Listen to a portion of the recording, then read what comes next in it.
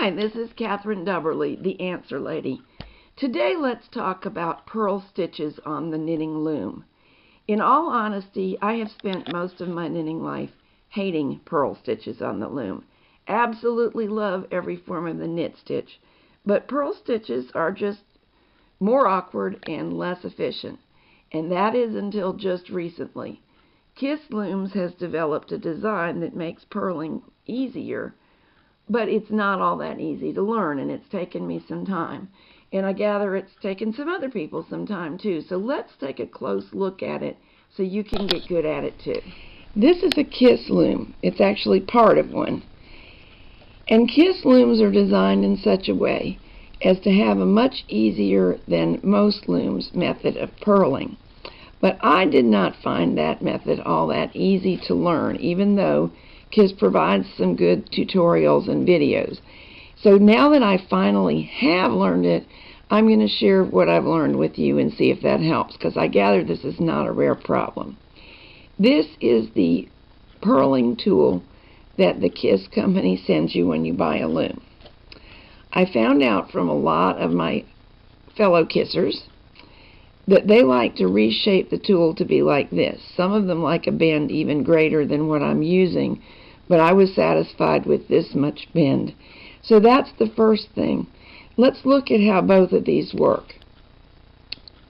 First, wrap the pegs with the continuous U-wrap, but put the new yarn below the original stitch, the one that's now on the peg in each case.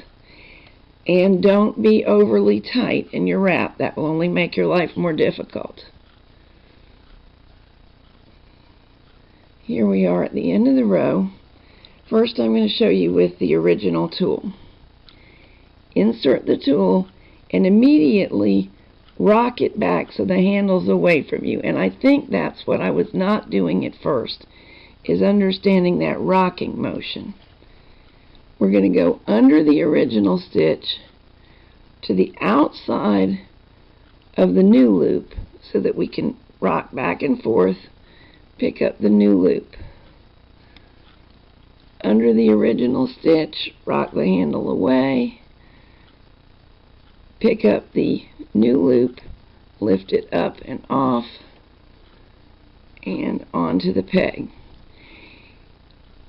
This is much, much quicker and smoother when you get used to it than most ways of making a purl stitch. Actually, the yarn's doing the same thing.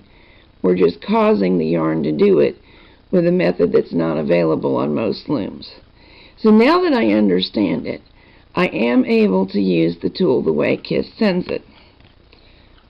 If that happens, what just happened to me, just put it back on. Here's the same process with the amended tool. This one's been bent, remember. Rock and lift, and your rocking and lifting motion can be a little bit smaller because the bend has made it easier to slip behind the existing stitch.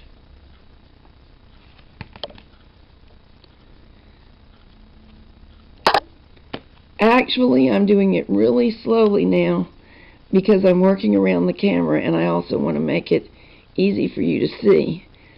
But like most things, once you get good at it, it's actually a touch easier to do it at a slightly faster pace. Not a rushed pace, but faster than this. Rock away, rock towards you, lift, and with my left hand fingers I'm pushing down a little on the knitting so that the new loop won't tend to pop off. I'm going to wrap another row because I have something exciting to show you. The Kiss tools are nice. They're just fine. But I like really nice looming hooks, and I've been experimenting with making them. And you may have seen in another video how I tell you how to make a really nice looming tool out of an old ink pen, like this one. Well, I talked my husband into helping me make a purling tool that way. There will not be a video of this because he could not use a finishing nail. We couldn't find one long and slender enough to do a good job. So we ended up using the earpiece from a discarded pair of titanium frame eyeglasses and this pen, and it involved some more complexities, such as a torch to heat the titanium steel and a heat sink, and even Jack found it a little challenging. So it is probably not a suitable do-it-yourself project for just everybody. My husband has special skills from a lifetime spent as a mechanic. I will tell you, though, that some of my knitting friends have very good success making tools that they like using a paper clip, where I had Jack use this strong piece of wire from the glasses frame, the eyeglass frame.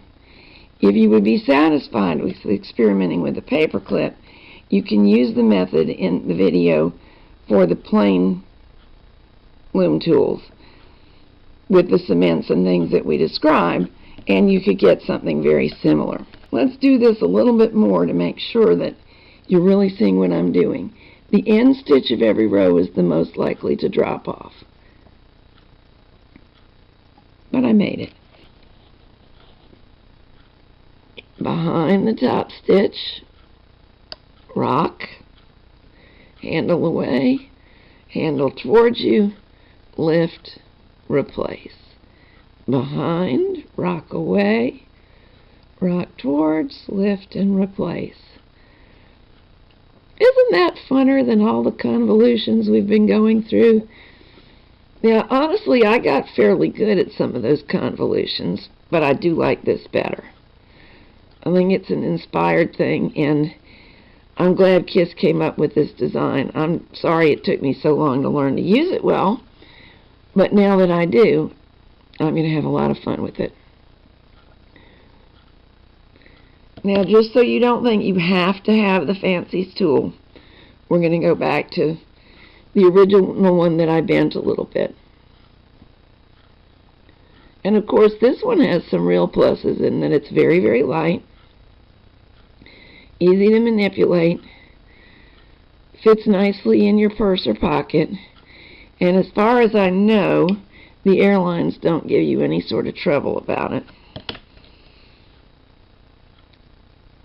Last stitch, rock away, rock towards you with the handle, lift, and replace. And voila!